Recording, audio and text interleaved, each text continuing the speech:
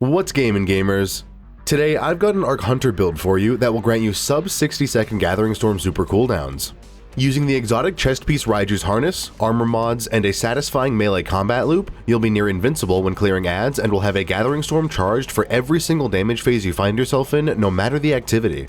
But before we get into the video, I'd like to shout out our clan, the Tyrant Seraphs. If you're looking for people to play any content in Destiny with, from ritual playlist and seasonal activities all the way to raids and Grandmaster strikes, feel free to join the Discord server. We welcome anyone, no matter how new or seasoned you are, and all of us will teach encounters if you don't know something. If you're interested, hop into the Discord server and play some Destiny with us. The link is in the description. Now for the build itself, I'll start with a prescriptive build guide in case that's what you're looking for. Once I've done that, I'll go into detail about what each element of the build does, why I've chosen them, as well as any alternative options and their pros and cons should there be any. First, use the Raiju's Harness exotic chest piece. For your Arc subclass, use the Gathering Storm Super, the Gambler's Dodge, whichever jump you prefer, the Combination Blow Melee, the Flashbang Grenade, the Flow State Aspect, the Lethal Current Aspect, Spark of Amplitude, Spark of Feedback, Spark of Instinct, and Spark of Resistance. For the Episode Revenant artifact, use the Arc Compounding mod, the Authorized Melee mod, the Concussive Reload mod, the Kinetic Impacts mod, the Thick of It mod, and the Trace Evidence mod. For Episode Revenant Tonics, use either the Diluted or Refined Tonic of Amplified Arc. For Armor stat distribution, I have 30 Mobility, 100 Resilience, 51 Recovery, 102 Discipline, 50 Intellect, and 52 Strength. For the Armor's mod setup, on your helmet, use 2 hands-on mods and 1 Harmonic Siphon mod. On your arms, run 3 heavy-handed mods. On your chest piece, run 1 Arc, 1 Solar, and 1 Void Resistance mod. On your legs, run 2 Arc Weapon Surge mods, and 1 Recuperation mod. On your cloak, run 1 Bomber mod, 1 Powerful Attraction mod, and 1 Time Dilation mod. For weapon choice in your kinetic slot, run the Wastelander M5 Kinetic Shotgun from Dares of Eternity with the perk combination of Slide Shot and 1-2 Punch. In your energy slot, use the Vantage Point Arc Pulse Rifle from Episode Revenant with the perk combination of Eddy Current and Jolting Feedback. In your heavy slot, use the Bittersweet Arc Grenade Launcher from Episode Revenant with the perk combination of Bait and Switch and Envious Assassin.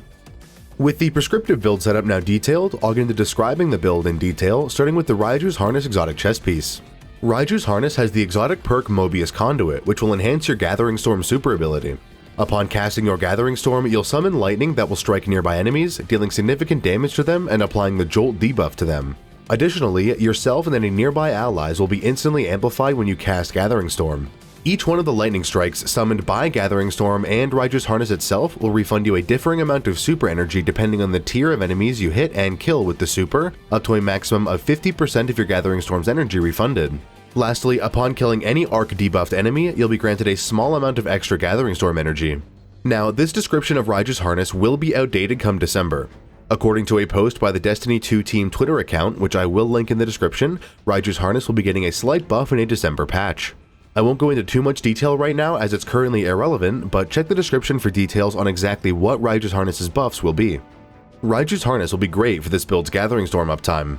Not only will using your Gathering Storm refund energy for you in a similar fashion to Shards of Galanor and Orpheus Rig, but any kill you get on Arc debuffed enemies will grant you additional super energy on top of the energy you'd already get for defeating them. This build is designed exclusively around applying Arc debuffs to enemies, and as that's the case, you'll be granted this extra super energy on almost every single kill you get with this build. Now that you know what Raiju's Harness does, I can get into the subclasses setup, starting with the Gathering Storm Super itself. Gathering Storm will allow you to hurl your Arc Staff forwards, exploding upon impact on top of sticking to whatever enemy or surface it impacts. When Gathering Storm impacts an enemy or surface, it will damage the enemy and jolt them. The explosion caused by Gathering Storm will also damage enemies nearby the location of the Gathering Storm's impact. 2 seconds after impact, Gathering Storm will be struck by a lightning strike which will deal significant damage to enemies within an 8-meter radius of the Gathering Storm. A further 1.2 seconds after this lightning strike occurs, the Gathering Storm itself will emit a field of lightning with a radius of 8 meters, pulsing and damaging enemies every 0.7 seconds for 8 seconds. Gathering Storm is a good damage super, but most of its damage with this build will come simply from its uptime. Being able to have a Gathering Storm active as often as this build allows means you can use Gathering Storm on individual champions or mini-bosses without worrying about whether you'll have it for a damage phase. It's also the only super that works with Raiju's Harness, so it can't be substituted for a different super. Onto your dodge ability, the Gambler's Dodge will allow you to perform a deft tumble, which removes all combatant tracking on you for its duration. Furthermore, if used within 15 meters of any enemy, you'll be granted a fixed 100% melee energy, effectively fully recharging your melee ability. Gambler's Dodge is chosen specifically for its interaction with the Combination Blow melee ability. As that's the case, I'll describe that loop shortly. First, however, Combination Blow itself will grant you a fixed 100% class ability energy, a small amount of health, and a stack of the Combination Blow buff for 20 seconds, up to a maximum of 3 stacks upon getting a kill with the melee ability. Each stack of Combination Blow will grant itself increased damage and will reduce the amount of health it grants on kill. Without any stacks of Combination Blow, getting a kill with the ability will grant you 100 health. At 1 stack of Combination Blow, it'll get a 60% boost to its damage, but its granted health will be reduced to 80 per kill. At 2 stacks, Combination Blow will receive a 156% increase to its damage and will only heal you for 60 health upon kill. At its maximum of 3 stacks, Combination Blow will receive a significant 309% increase to its damage, but will also reduce its healing to 40 health per kill. Combination Blow will be this build's main source of dealing damage to enemies, as well as its main source of applying arc debuffs. Combination Blow will also fully refund your class ability, allowing you to use Combination Blow to kill an enemy, then use your Gambler's Dodge to refund Combination Blow and to continue that loop endlessly. I'll talk about how Combination Blow applies arc debuffs when I go over the aspects, but first I'll describe the Flashbang Grenade. The Flashbang Grenade will cause an explosion at its position once its speed has reduced a sufficient amount. When it explodes, it will deal damage, and any enemy within 8 meters of the explosion will have the blind debuff applied to them for 5 seconds. The Flashbang Grenade is brought exclusively for its application of the blind debuff and nothing more. It's a decent grenade for damage, but it can be awkward to use on specific enemies, especially when those enemies are mobile, so I throw it mostly into groups of enemies to whom I can apply the blind debuff. If you don't want to use the Flashbang Grenade, you can really use any of the other grenades. However, none of the other grenades apply an arc debuff intrinsically, so you'd have to use the Spark of Shock fragment in order to debuff the enemies with your grenade. I'll talk more about fragment choice once I've gone over the aspects. As for the aspects, firstly, Flow State will cause the defeat of any jolted target to instantly amplify you. Furthermore, Flow State grants you several buffs while you're amplified. You'll be granted an additional 200% class ability recharge rate, a 50-point boost to the reload speed stat of all your weapons, as well as a 0.8 times multiplier to the reload durations of your weapons. Lastly, while amplified, you'll also have a 66% damage resistance applied to you while you're in your dodge animation, which will help your survivability a noticeable amount. Flow State is brought mostly for its 66% damage resistance while you're in your dodge animation. As this build will be using the Gambler's Dodge often, and while within close proximity of enemies, you'll be taking damage frequently even while in the dodge animation. This increased resistance helps survivability a lot, and you'll be amplified constantly, meaning you can always take advantage of this resistance. The second aspect, Lethal Current, will cause your next melee attack within 10 seconds of having used your class ability to apply the Jolt debuff, as well as creating a damaging aftershock, dealing damage to enemies within 6 meters of the one you applied the aftershock to. Furthermore, hitting any jolted enemy with a melee attack will apply the blind debuff to that enemy. Lethal Current is arguably the most important piece of this build's puzzle. As it allows your Combination Blow to apply the Jolt debuff, you'll be able to take advantage of Raiju's harness's increased super energy upon defeating arc debuffed enemies on almost every single Combination Blow kill you get. Furthermore, Lethal Current's Aftershock will simply cause your melee attacks to deal more damage.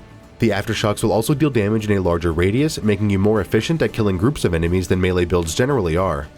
Onto the fragments, firstly, Spark of Amplitude will cause a very potent orb of power to be summoned upon scoring 2 kills within 4 seconds of each other while amplified. Unfortunately, Spark of Amplitude has a 10-second intrinsic cooldown, meaning you can only generate this orb of power once every 10 seconds. Spark of Amplitude is simply an extra orb of power. Yes, its 10-second cooldown is unfortunate, but that's still 1 extra armor charge, burst of healing, and a bit of super energy that you'd get without the fragment equipped. The second fragment, Spark of Feedback, will cause your next melee attack within 5 seconds of having been physically struck with a combatant's melee attack to deal 75% increased damage. Spark of Feedback also comes with a 10-point boost to your resilience stat. As you'll be within melee range of enemies constantly with this build, they'll be hitting you with their melee attacks often. Spark of Feedback simply grants you an increase to your Combination Blow's damage every so often, and is especially helpful when you haven't yet built up to 3 stacks of Combination Blow. Third for fragments is Spark of Instinct. Upon taking damage while at critical health, a burst of arc energy will be released at your location, dealing damage and applying the Jolt debuff to nearby enemies. This burst of energy can only happen once every 15 seconds. Spark of Instinct won't see too much use with this build, but that's a good thing. You don't want to need to use Spark of Instinct that much, as it requires being at critical health. However, when you're within a large group of enemies, especially when solo or in higher difficulties, you'll have a lot of enemies focused on you at one time, and the healing granted by combination blow and recuperation can be fickle. As that's the case, having the safety net of Spark of Instinct can be the difference between life and death. Furthermore, Spark of Instinct jolts enemies, meaning you aren't losing out on Raiju's harness's increased super energy gains. The fourth and final fragment, Spark of Resistance, will grant you a 25% resistance to all incoming damage while within 15 meters of 3 or more enemies. This damage resistance effect will linger for 2 seconds after its condition is no longer met, at which point it will disappear. Spark of Resistance also comes with a 10-point boost to your strength stat. Spark of Resistance is the most important fragment for this build as it will significantly increase your survivability. As this build is a melee build, you'll constantly be within 15 meters of 3 or more enemies, causing Spark of Resistance to be active almost all the time. This grants you its damage resistance just as often, which will stack with the resilience stats resistance and your granted resistance when using your Gambler's Dodge thanks to Lethal Current aspect. As for an alternative fragment, if you don't want to use the Flashbang Grenade, swap out the Spark of Amplitude fragment for Spark of Shock. Spark of Shock will cause your arc grenades to apply the Jolt debuff to any enemy they damage. It also comes with a 10-point deficit to your Discipline stat. Spark of Shock will be necessary for any grenade except the Flashbang Grenade to ensure your grenade applies an arc debuff. You won't be using your grenade all too often anyways, but that's free super energy you're missing out on if you kill any non-arc debuffed enemy. With the subclasses setup now detailed, I can get into the episode Revenant artifact mods to run with this build. Firstly, for artifact mods, the Arc Compounding mod will cause all sources of arc damage to deal 15% increased damage to enemies affected by the blind debuff. Arc Compounding is another reason to use the Flashbang Grenade as it applies the blind debuff to enemies it damages for 5 seconds. Unfortunately, the Flashbang Grenade specifically won't proc the Arc Compounding mod on boss enemies. The Flashbang Grenade will work against all other enemies in the game, but bosses blinded by the Flashbang Grenade specifically will not count as having been blinded for the purpose of the Arc Compounding mod. Thus, Arc Compounding is brought for mages and elites to increase your combination blows damage against those enemies. The second artifact mod is the Authorized Melee mod. Authorized Melee will simply lower the cost of every armor mod that has to do with your melee attacks to 1 energy, allowing you to slot more melee mods into your armor. Authorized Melee is most helpful for the 3 heavy-handed mods on your arms and will allow you to take advantage of the benefits of having 3 mods equipped while not losing out on armor stats. It will also affect the hands-on mods in your helmet, which will free up armor energy in your helmet as well. The third artifact mod, Concussive Reload, will cause any damage dealt with grenade launchers to bosses and champions, as well as the destruction of combatant shields with grenade launchers to apply the Void Weaken debuff to the enemy damaged for 20 seconds. This weaken effect is a 15% debuff and will cause the enemy afflicted to take 15% more damage for the weaken debuff's duration. The weaken debuff applied by Concussive Reload can't be refreshed while it's active, but it can be instantly reapplied once the 20-second duration has elapsed. Concussive Reload will simply increase the damage output of your Bittersweet Grenade Launcher and isn't brought for any other reason. The fourth artifact mod to run is Kinetic Impacts. Kinetic Impacts will cause 5 rapid hits against 1 enemy with any heavy grenade launcher to trigger a shockwave beneath the enemy, dealing damage to the enemy and stunning unstoppable champions. Kinetic Impacts, similarly to Concussive Reload, is brought simply to increase the damage output of your Bittersweet Grenade Launcher and nothing else. Fifth, for artifact mods, Trace Evidence will cause 2 precision hits against arc debuffed enemies, or 3 rapid kills against arc debuffed enemies to summon an Ionic Trace. Trace Evidence has an intrinsic 4-second cooldown, meaning it can't generate more than 1 Ionic Trace every 4 seconds. The Ionic Trace generated by Trace Evidence will be helpful for recharging your grenade, but the mod itself is mostly brought for its function while boosted. I'll go over that specifically shortly when I describe the tonic to use with this build. Sixth and finally for artifact mods is the Thick of It mod. The Thick of It mod will cause rapid final blows while surrounded to grant you a stack of armor charge. The Thick of It will simply increase your armor charge uptime as you'll be surrounded by enemies with this build constantly thanks to its melee nature. As for the episode Revenant tonic, either the diluted or refined Tonic of Amplified Arc should be chosen for its boost to the Trace Evidence mod. While a Tonic of Amplified Arc is active, your primary ammo arc weapons will deal 5% more damage while the amplified buff is active. Furthermore, these tonics will boost both the Retinal Burn and Trace Evidence artifact mods. While the Trace Evidence mod is boosted, it will grant you a stack of armor charge instantly upon the collection of any Ionic Trace with no cooldown. Being granted armor charge upon collecting an Ionic Trace simply increases your armor charge uptime, meaning you can take advantage of your arc weapon surge much more often. Now that I've detailed the episode Revenant mechanics, I'll go over the armor setup for this build, starting with the armor's stats. In the top 3 grouping of mobility, resilience, and recovery, spec into resilience first, with recovery second, and ignore mobility altogether. Resilience will slightly increase your total amount of health, as well as increasing your base overall damage resistance to all incoming damage, depending on the tier of resilience you have. At tier 10 resilience, you have a maximum of 200 health and a significant 30% resistance to all incoming damage. Resilience is the most important stat in the top 3 grouping, as its damage resistance is too significant to pass up on. It'll increase your survivability immensely, so make sure you have tier 10 resilience above all other stats. Recovery is the second most important stat in the top 3 grouping. Recovery dictates both the delay between taking damage and the start of your health regeneration, as well as the rate at which your health regenerates. Higher tiers of recovery lower the delay and increase the rate of health regeneration. Recovery is simply spec'd into as a supplement to this build's active healing capabilities, of which it has a lot. However, having a higher recovery stat means you'll be able to heal passively quicker, which can be a great help when you can't close the distance to enemies safely to melee them or collect orbs of power. Lastly, in the top 3 grouping for importance is mobility. Mobility increases your walking, strafing, and crouching movement speeds, as well as your initial jump height. It doesn't affect your sprint speed. Furthermore, it's the hunter class stat, meaning higher tiers of mobility will positively affect the cooldown of your dodge. The higher your mobility is, the faster your dodge will recharge. For this build especially, mobility is even more unimportant than it would be normally. This build has significant amplified uptime, which will supplement the movement speed gains from mobility. This build also fully refunds the class ability when you get a kill with the combination blow ability, removing the benefits of higher mobility stats and lower base class ability cooldowns. Furthermore, being amplified simply grants you 50 points to your mobility stat while active. As that's the case, don't spec any higher than 30 points in mobility. In the bottom 3 grouping of Discipline, Intellect, and Strength, specking a Discipline first, with Intellect and Strength second in priority. Discipline will be the most important stat to spec into in the top 3 stat grouping, as it will dictate the base recharge rate of your grenade ability. Your grenade's recharge rate, as governed by the Discipline stat, doesn't affect any active ability energy gains, and will only affect the passive recharge rate of the grenade ability itself. Discipline increasing your flashbang grenade's base cooldown allows it to be off cooldown more often, in turn granting you access to its blind applying capabilities more often. This build only has one way to actively generate grenade energy, so having a high discipline stat supplements that nicely. Intellect is arguably more important than strength for this build, as intellect will lower the base cooldown of your super. At tier 10 intellect, your super will passively recharge 31% faster than it would at its base of tier 3.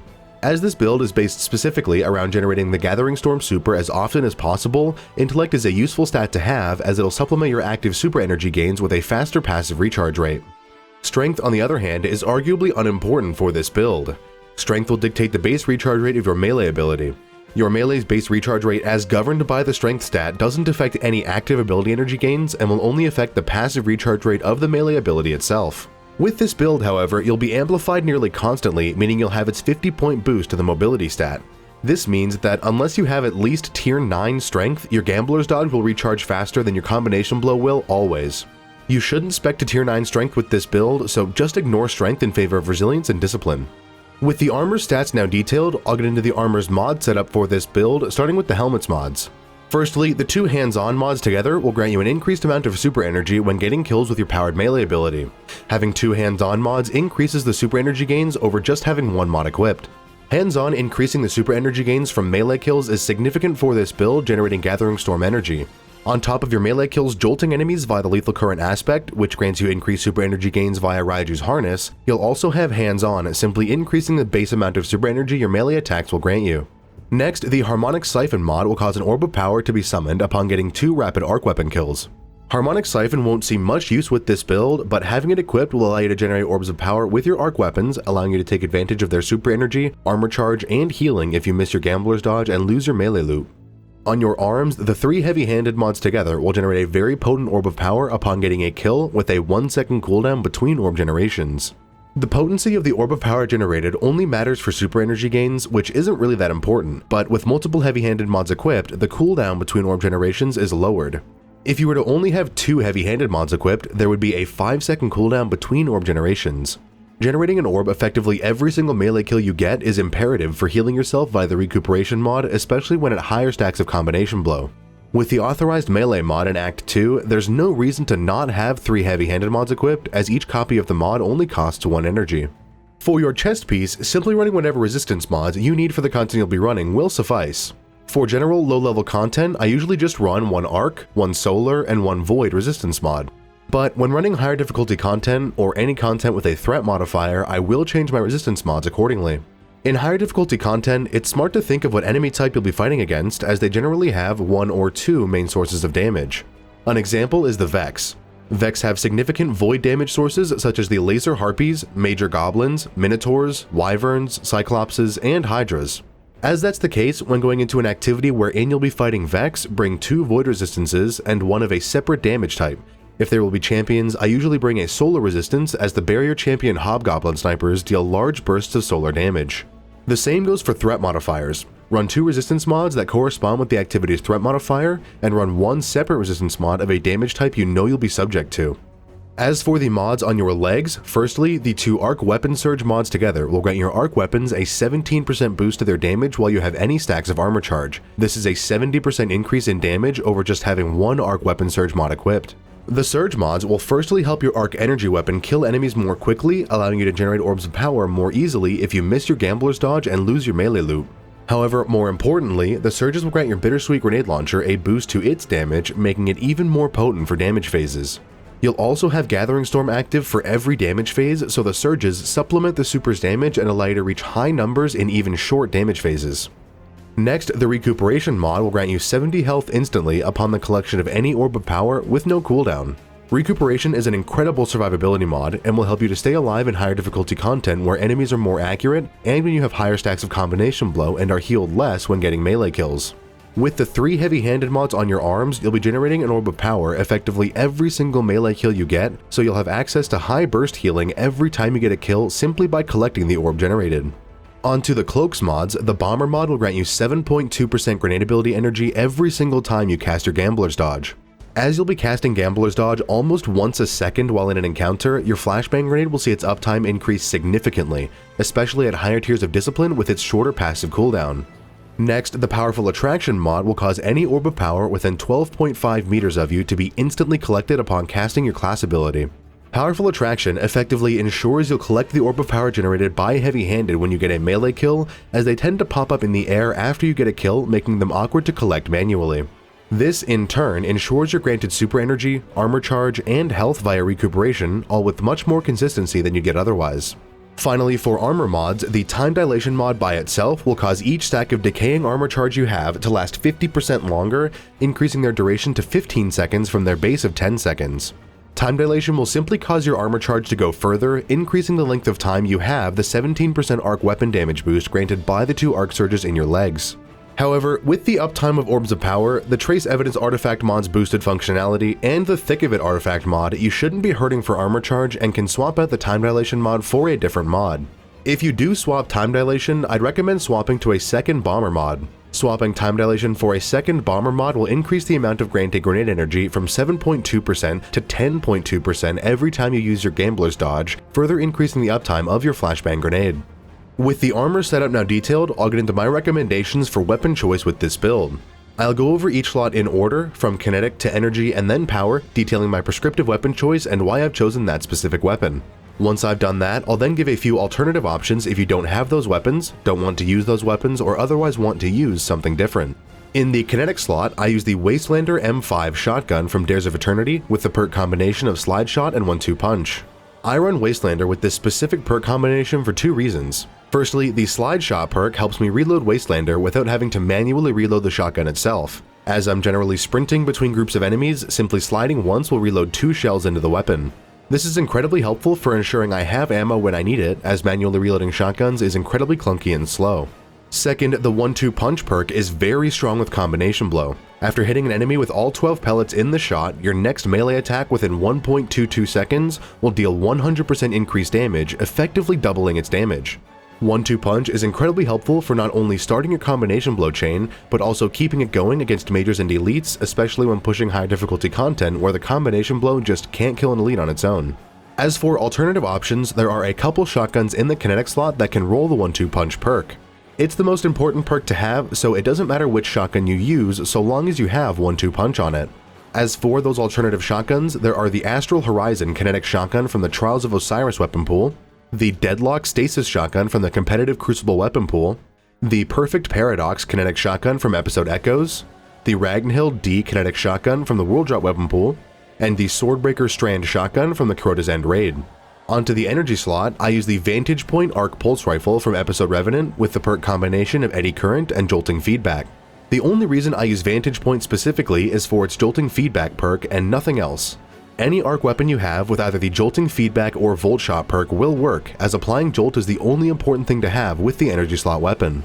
As that's the case, a couple alternative options for weapons that all have Jolt synergy are the Ikelos SMG V3 Arc Submachine Gun from the Season of the Seraph, now acquirable via the Operation Seraph Shield exotic mission, the non-denouement Arc Bow from the Salvation's Edge raid, the Posterity Arc Hand Cannon from the Deepstone Crypt raid, the Prosecutor Arc Auto Rifle from the Prophecy Dungeon, the Shadow Price Arc Auto Rifle from the Nightfall weapon pool, and the VS Pyroelectric Propellant Arc Auto Rifle from the Vespers Host dungeon. Lastly, for the heavy slot, I use the Bittersweet Arc Grenade Launcher from episode Revenant with the perk combination of Bait and Switch and Envious Arsenal. Bittersweet is brought almost exclusively because it's Arc and has a really good perk combination with Bait and Switch and Envious Arsenal. As that's the case, pretty much any DPS role grenade launcher can be brought in Bittersweet's place. Do keep in mind, however, if you equip a grenade launcher that isn't Arc, swap the weapon surge mods in your legs to the element that corresponds to your heavy weapon's damage type. As for alternative grenade launchers with good DPS rolls, there are the Edge Transit Void Grenade Launcher from the classic Onslaught weapon pool, the Caraxes' Distress Strand Grenade Launcher from the Root of Nightmares raid, the Marsilian Sea Solar Grenade Launcher from the World Drop weapon pool, the Marsilian Sea Solar Grenade Launcher from the World Drop weapon pool, the Typhon GL5 Stasis Grenade Launcher from the World Drop weapon pool, the VS Chill Inhibitor Stasis Grenade Launcher from the Vespers Host dungeon, and the Wicked Sister Strand Grenade Launcher from the Vanguard weapon pool. With the entire build now detailed, I'll briefly overview the general playstyle with this build to help you get started with it. The general combat loop is incredibly simple. Just melee enemies to kill them with your combination blow, and use your Gambler's Dodge and near enemies to refund your combination blow once they've died. You can use your 1-2 punch shotgun to increase combination blow's damage as well. This will make it easier to both start your combination blow loop as well as keep your loop active when using combination blow against higher health enemies.